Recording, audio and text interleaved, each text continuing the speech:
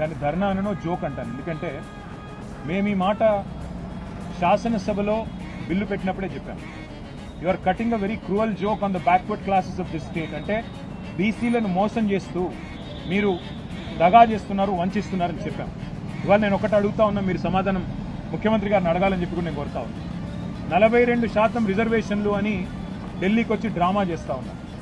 నేను కాంగ్రెస్ పార్టీని అడుగుతా ఉన్నా, మీరు బీసీ డిక్లరేషన్లో ఒక ఈ రిజర్వేషన్ల మాటను ఇయ్యలేదు. మీరు ఏమేం మాటలు చెప్పినారు? సంవత్సరానికి 20,000 కోట్ల బడ్జెట్ ఇస్తామన్నారు. 5 ఏళ్లలో 1,00,000 కోట్ల బడ్జెట్ బీసీలకు ఇస్తామన్నారు. BC sub plan పెడతామన్నారు.